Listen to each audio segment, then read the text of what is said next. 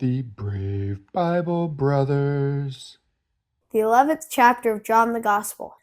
Now a certain man was sick, Lazarus, from Bethany, of the village of Mary and her sister Martha. It was that Mary who had anointed the Lord with ointment and wiped his feet with her hair, whose brother Lazarus was sick. The sisters therefore sent to him, saying, Lord, behold, he for whom you have great affection is sick. But when Jesus heard it, he said, This sickness is not death, but for the glory of God, that God's Son may be glorified by it. Now Jesus loved Martha and her sister and Lazarus. When therefore he heard that he was sick, he stayed 2 days in that place where he was. Then after this, he said to the disciples, Let's go to Judea again. The disciples asked him, Rabbi, the Jews were trying to stone you. Are you going there again? Jesus answered, Aren't there 12 hours of daylight? If a man walks in the day, he doesn't stumble because he sees the light of this world.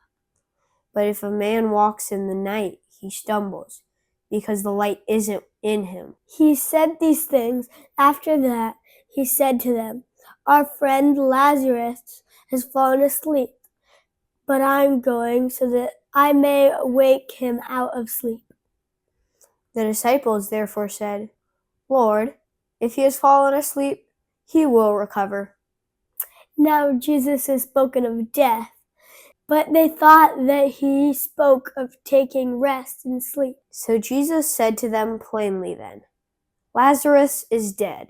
I'm glad for your sakes that I was not there, so that you may believe. Nevertheless, let's go to him. Thomas, therefore, who is called Didymus, said to his fellow disciples, Let's go also, so that we may die with him. So when Jesus came, he found that he had been in the tomb 4 days already. Now Bethany was near Jerusalem, about 15 stadia away. Many of the Jews had joined the women around Martha and Mary to console them concerning their brother. Then when Martha heard that Jesus was coming, she went and met him, but Mary stayed in the house. Therefore Mary said to Jesus, Lord, if you would have been there, my brother wouldn't have died.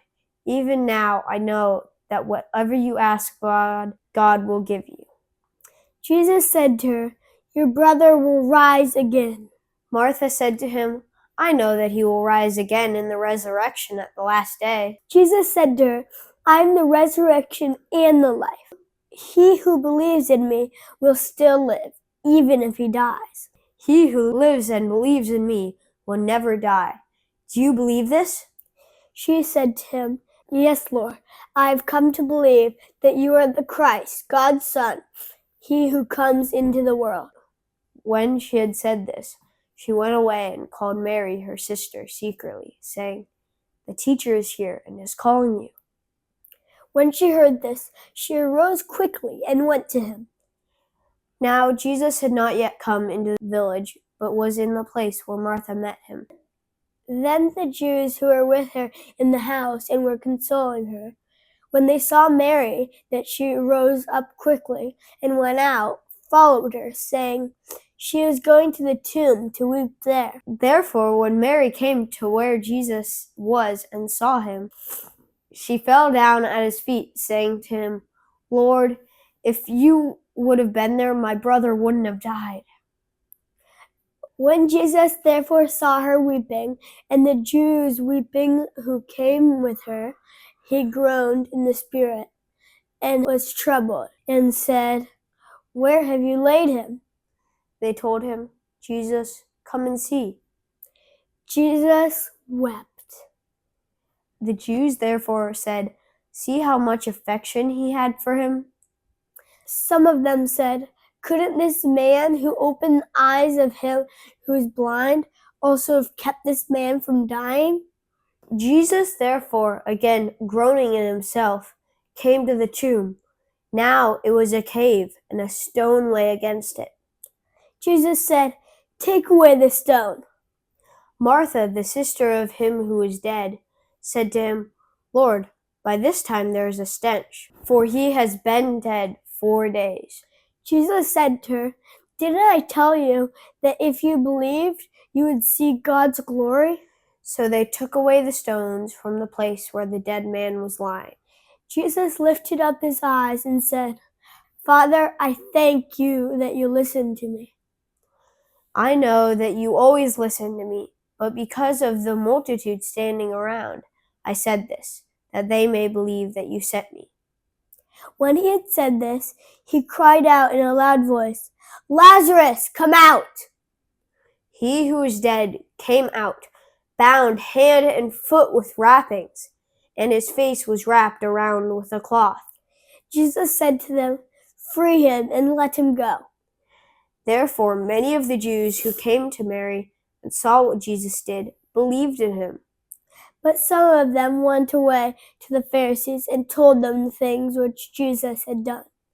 The chief priests, therefore, and the Pharisees gathered a council and said, "What are we doing? For this man does many signs." If we leave him alone like this, everyone will believe in him, and the Romans will come and take away both our place and our nation. But a certain one of them, Caiaphas, being high priest that year, said to them, "You know nothing at all, nor do you consider that it is advantageous for us that one man should die for the people, and that the whole nation not perish." Now he didn't say this of himself, but being high priest that year, he prophesied that Jesus would die for the nation. And not for the nation only, but that he might also gather together into one the children of God who are scattered abroad. So from that day forward, they took counsel that they might put him to death.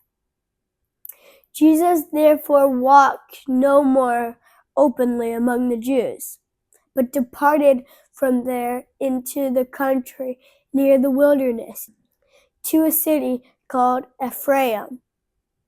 He stayed there with his disciples. Now the Passover of the Jews was at hand.